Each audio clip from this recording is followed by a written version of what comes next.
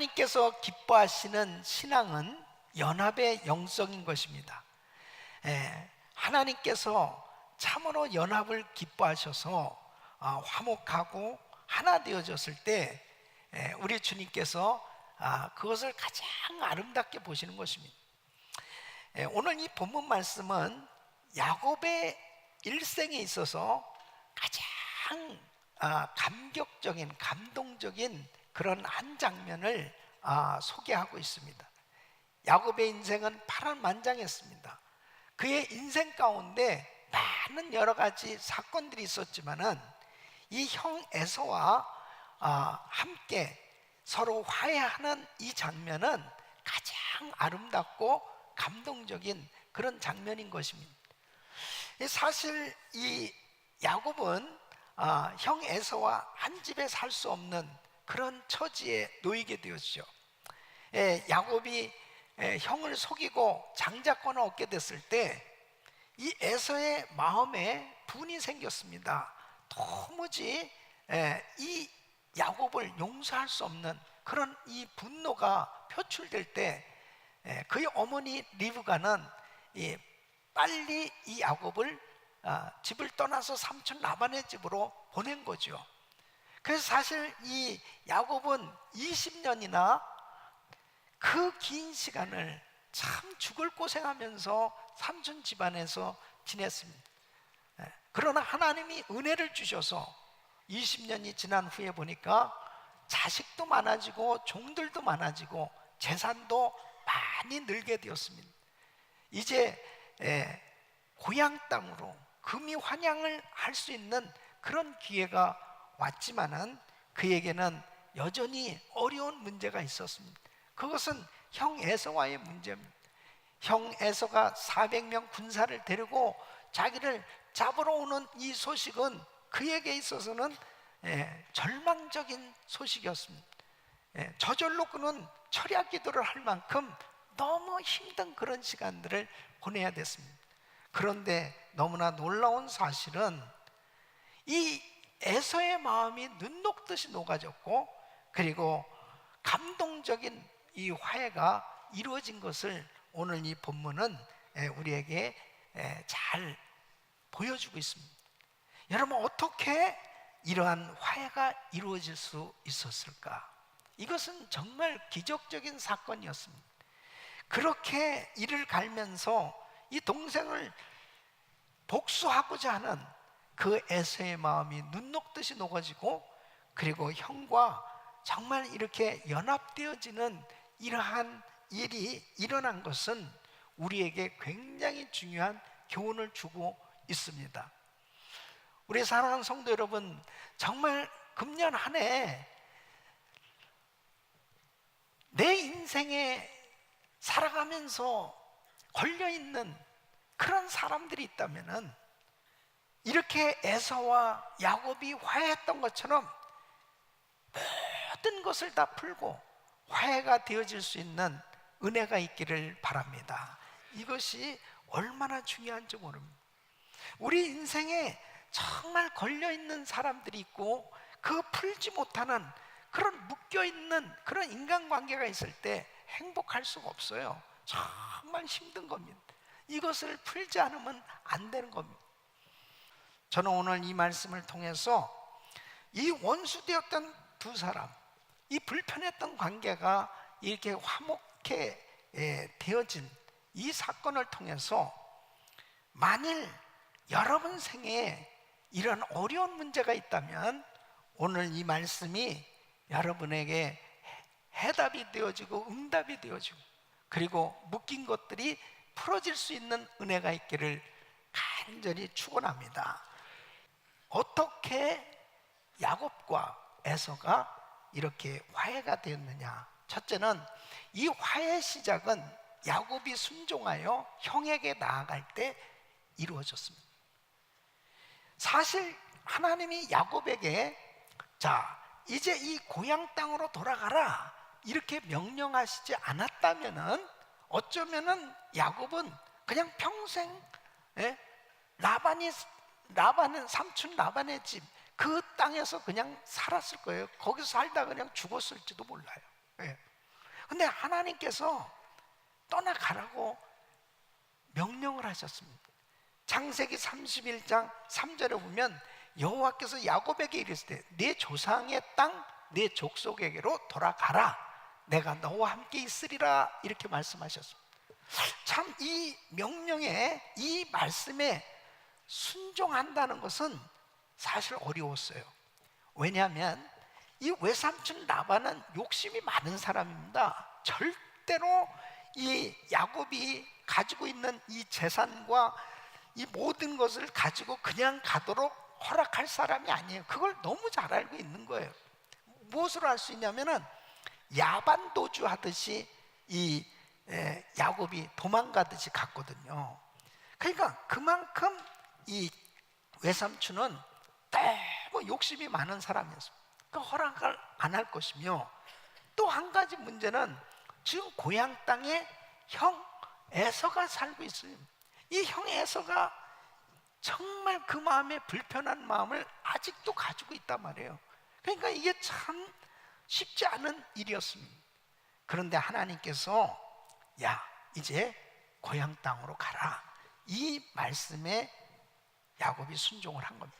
순종을 해서 자기 모든 이 가족들을 이끌고 그야말로 몰래 도망을 가는 겁니다. 갔는데 아니나 다를까 이 외삼촌 라반은 자기 아들들과 종들을 데리고 추격해 따라왔어요. 3일길 만에 추격해서 잡았습니다. 이제 꼼짝없이 다 잡혀서 다시 가야 될 그런 형편에 놓이게 됐습니다. 그때 창세기 31장 24절에 보면은 하나님이 라반에게 나타나셔서 말씀하십니다. 밤에 하나님이 아람 사람 라반에게 현몽하여 그랬습니다. 너는 삼가 야곱에게 선악간 말하지 말라 하셨. 그러니까 하나님께서 개입하셔서 이제 이 야곱 일행을 갈 수 있도록 그렇게 그 문제를 해결해 주셨습니다. 이제 이 문제는 해결했지만은 참 아니나 다를까 역시 에서와의 이 문제죠. 에서가 군사 400명을 데리고 자기를 잡으러 온다는 이야기를 듣는 거예요.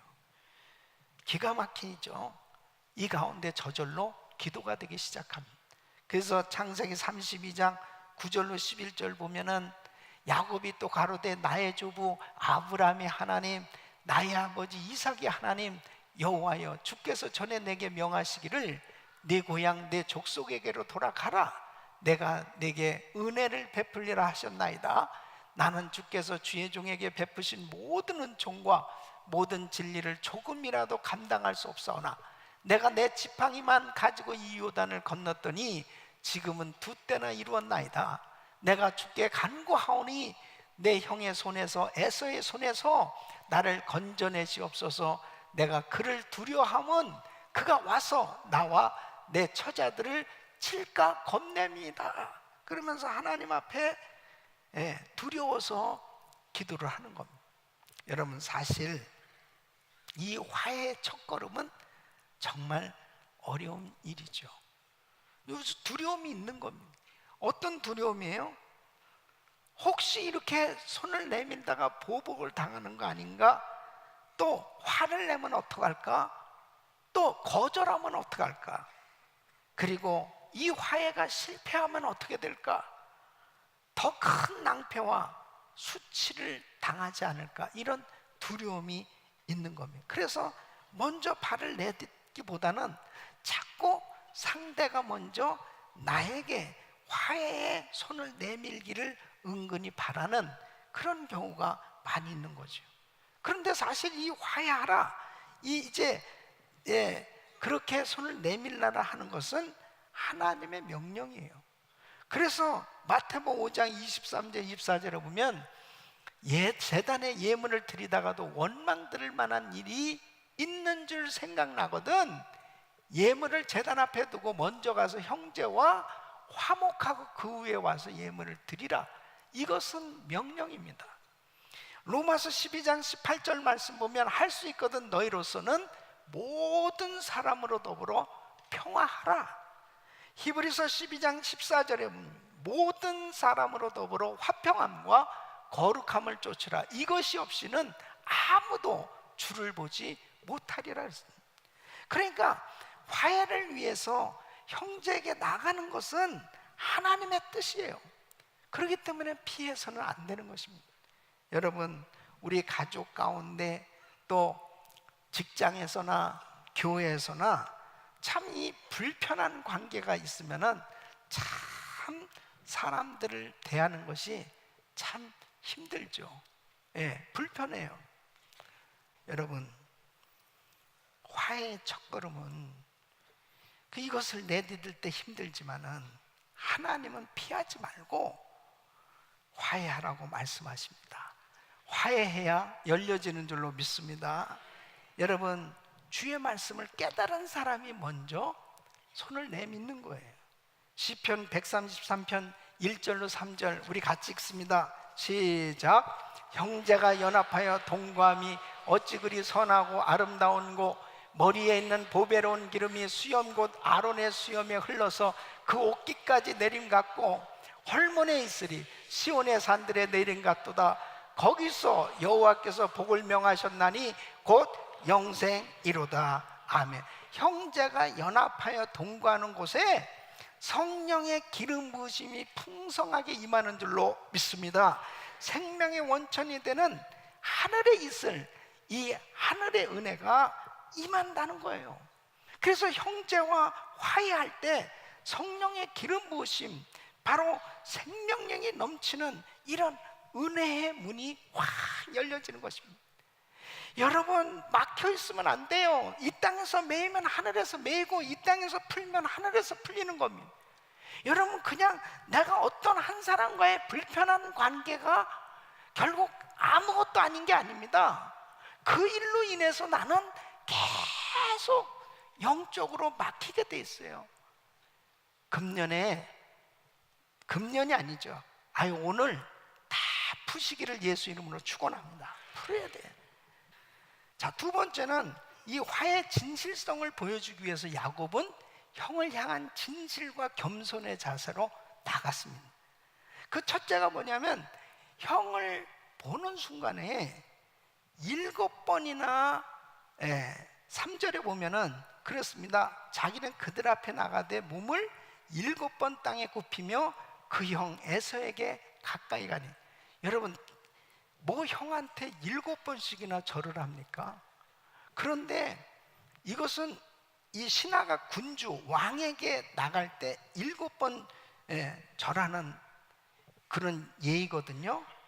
그 인간 정말 형한테 죄송하다고 계속 그렇게 7번씩이나 절하는, 그 진실한 마음이잖아요. 형 정말 내가 잘못했어요.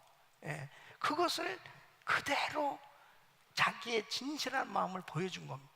또 뿐만 아니라 형을 위해서 예물을 준비했습니다. 창세기 32장 13절로 15절 보면 야곱이 거기서 경외하고 그 소유 중에서 형 에서를 위하여 예물을 택하니 암염소가 200이요 수염소가 20이요 암양이 200이요 수양이 20이요 전나는 약대 30과 그 새끼요 암소가 40이요 황소가 10이요 암나기가 20이요 그 새끼가 10이라. 이걸 다 계산해 보니까 550마리. 이것을 골고루 암양, 순양, 암염소, 수염소, 약대, 황소, 암나기에다가 또 그 새끼까지 얹혀줘라 다 해가지고 이렇게 550마리를 만들어 준 거예요. 여러분, 그랬더니 11절 말씀은 그랬습니다. 하나님이 내게 은혜를 베푸셨고 나의 소유도 조카오니 청컨대 내가 형님께 드리는 예물을 받으소서 하고 그에게 강권함에 받으니라. 진실을 보여준 거예요. 정말 7번씩 절을 하지 않나? 그 많은 예물을 준비해가지고 정말 주면서 그렇게 내가 정말 형 미안해요 그러면서 그 진실을 보여줬을 때 그 마음이 열려진 거예요. 이렇게 화해의 진실성을 보여줄 때 우리는 하나 될 수 있는 줄로 믿습니다. 세 번째는 하나님은 야곱에게 새 이름을 주심으로 정말 놀라운 은혜를 주셔서 이제 화목해 역사해 주셨어요. 자, 보세요. 야곱은 형과의 문제를 놓고 야복강가에서 간절히 기도합니다. 하나님 앞에 매달려 기도를 하는데 하나님의 사자가 나타난 겁니다. 그분과 씨름하듯이 밤새도록 기도를 하는 겁니다. 당신이 내게 축복하지 않냐면 가게 하지 아니하겠습니다 하면서 그렇게 기도하는데 환도뼈를 탁 치면서 이 뼈가 위골이 되는 겁니다. 그런 상황 가운데 씨름하는 지금 기도를 하고 있는 거예요. 그러면서 네 이름이 뭐냐? 야곱입니다. 이제 내 이름을 이스라엘이라 하라. 새 이름을 주시는 거예요. 이것은 바로 뭡니까? 하나님의 강력한 임재를 경험하는 순간이었어요. 여러분, 그렇습니다. 하나님의 강력한 임재, 하나님의 은혜를 받아야 내가 변화될 수 있는 줄로 믿습니다. 그래서 야곱이 이스라엘로 바뀌어집니다. 그러니까 자기가 변화되니까요, 형을 보는 순간에 형이 다르게 보여지는 거예요. 에서는 똑같은 사람입니다. 근데 내가 하나님의 강력한 임재와 은혜를 받고서 형을 보니까, 자 10절 말씀 보니까 이렇게 말하고 있습니다. 내가 형님의 얼굴을 배운 즉 하나님의 얼굴을 본 것 같사오며 형님도 나를 기뻐하십니다. 형의 얼굴을 보니까 하나님 얼굴 보는 것 같다는 거예요. 자기가 변화되니까요, 형의 얼굴이 하나님 얼굴 보는 것 같으니 어때요? 두려운 마음이 사라졌어요. 불평하는 마음, 원망하는 마음, 안 좋은 마음이 싹 사라지고 좋은 마음이 임하니까 그냥 저절로 다 녹아지는 거예요. 하나님의 은혜 받아야 돼요. 하나님의 은혜. 여러분, 설교를 들을 때는 될 것 같아요. 그리고 화해를 해야지, 다 이해를 해주자. 그러다가도 사람의 얼굴을 딱 보는 순간에 안 되겠다. 그 이유가 뭐냐? 내가 변화가 안 돼서 그래요. 내가 하나님의 은혜를 충만하게 받게 되면 상대의 얼굴이 그렇게 은혜스럽게 보여집니다. 그러니까 4절에 보니까 에서가 달려와서 그를 맞아서 안고 목을 어근 맡기고 그와 입 맞추고 피차 우니라 했습니다. 여러분, 하나님의 은혜 받으시기를 바랍니다. 그럴 때 에서가의 마음이, 그 강팍한 마음이 눈 녹듯이 녹아지고 그렇게 화해되어지는 이런 역사가 일어납니다. 그러니까 강력한 주님의 은혜를 체험해야 이 화해 역사가 일어나는 겁니다. 여러분, 우리 자녀들과 불편한 관계가 있는 부모들이 많이 있습니다. 우리 교육부에 가면은 정말 우리 자녀들을, 문제 있는 아이들하고 대화를 하면 이 아이들의 거의 90% 이상은 부모에 대해서 분노를 하고 있고 부모와의 관계가 안 좋은 거예요.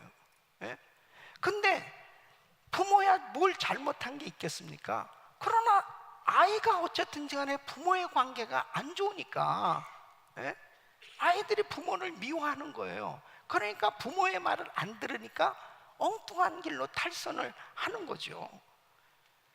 그 마음을 어떻게 아이의 마음을 녹일 수가 있겠습니까? 아이의 마음이 녹아질 수가 없는 거예요. 뭐 야단을 친다고 됩니까? 때릴 수가 있습니까? 무엇으로 아이들의 마음을 바꿔놓을 수 있냐고요. 그런데요, 부모님이 은혜를 받고 녹아지니까 애들이 달라지더라고요. 그리고 아이들이 캠프에 올라가서 은혜를 받고 나니까 우리 부모님이 너무 귀한 분들이 자기가 은혜를 받고 나서 보니까 우리 엄마 아빠한테 내가 너무 잘못했다는 것을 깨닫고 엄마 사랑해요, 아빠 사랑해요, 그런 변화의 역사가 일어나더라고요. 은혜 받아야 됩니다, 여러분.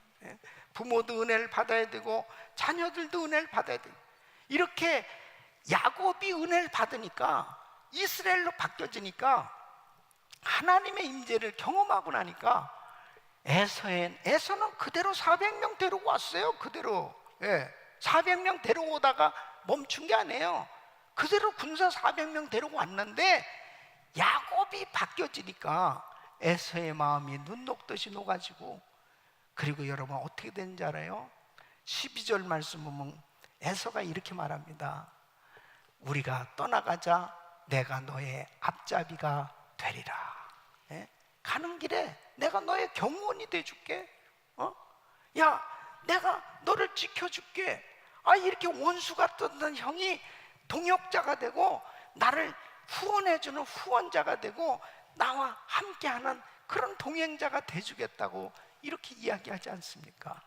우리 사랑하는 성도 여러분, 잠언 16장 17절 보면 사람의 행위가 여호와를 기쁘시게 하면 그 사람의 원수라도 그로 더불어 화목하게 하시느니라.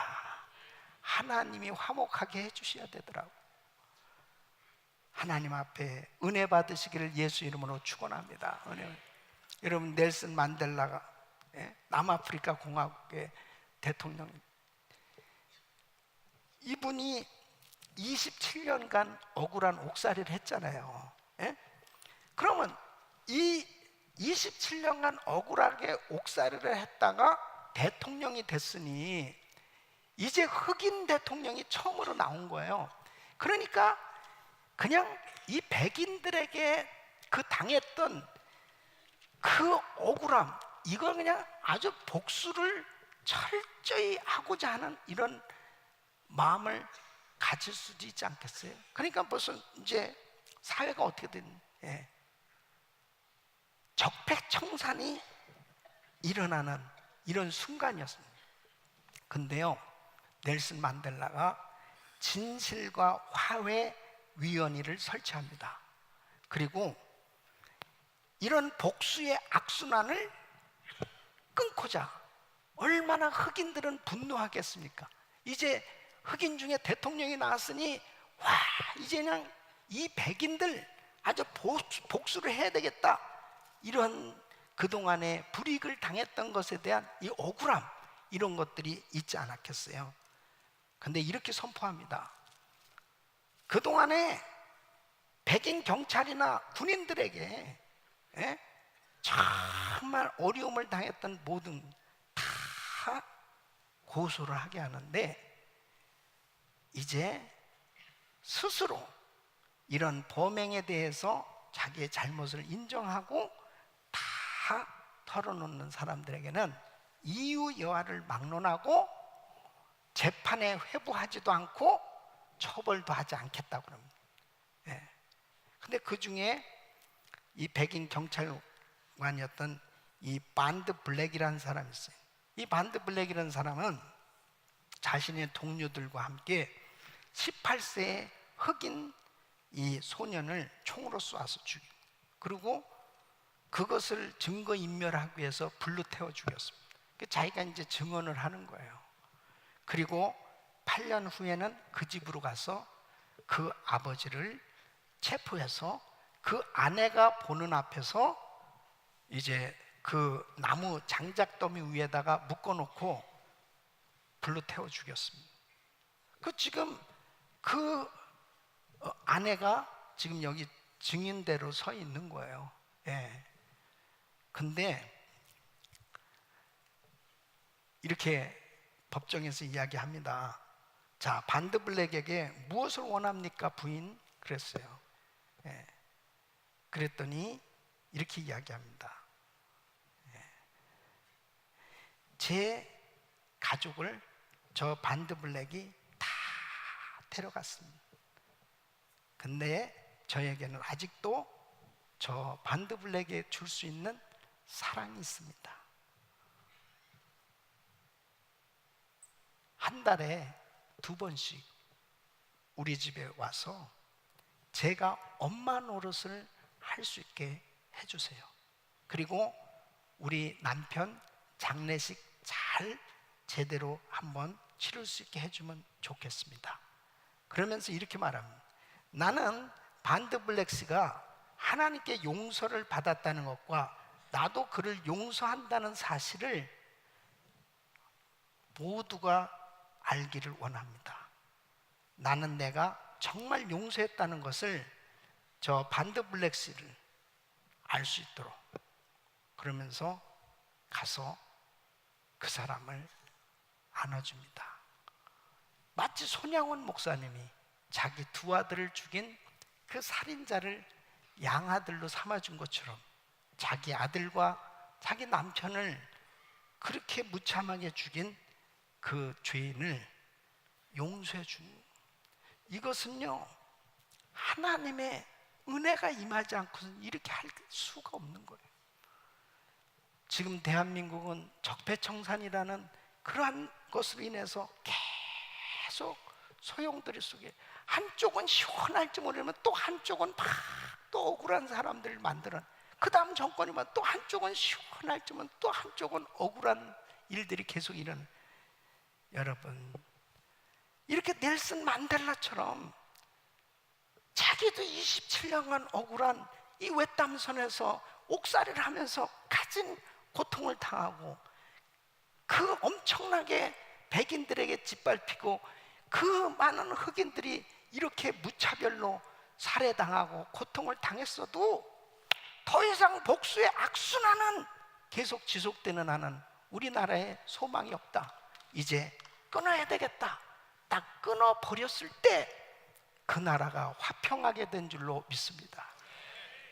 정말 저는요 우리 나라를 위해서 기도하면서 자 정말 이런 좀 은혜로운 대통령, 이런 나라에 하나님의 은혜가 임하지 않는 한은 우리나라 소망이 없는 거예요. 그 조그만 땅덩어리 하나님이 얼마나 많은 복을 주셨는데 지금도 남북한이 나눠져서 계속해서 적대, 계속 끊임없이 적대시하면서 어느 때까지 이렇게 계속 가야 되겠냐 이거예요. 적폐청산이라는 건 있을 수 없어요.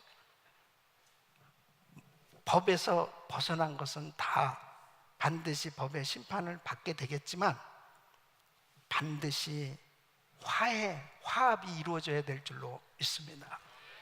이것은 우리 조국의 가장 큰 암세포같이 지금 번져져 가고 있는 우리 조국의 현실을 바라보면서 피를 토하고 싶을 만큼 저는 간절히 기도하고 있어요. 하나님 우리 조국을 살려주시고 우리 서로 형제들끼리 서로 사랑하고 이제는 다 서로 화합하고 하나 되어서 정말 세계를 향해서 우리 민족의 우수성과 우리나라가 얼마나 귀한 민족이며 세계 선교를 향해서 함께 제사장 민족으로 쓰임받게 하여 주시옵소서. 이런 은혜가 있기 위해서는 서로 싸우면 안 됩니다. 하나가 돼야 되는 것입니다. 이 일은 우리 가정에서부터 이루어져야 되고 우리 교회에서부터 이루어져야 되고 우리 모든 성도님들이 서로 화해할 때 우리 민족의 화해는 이루어지는 줄로 믿습니다.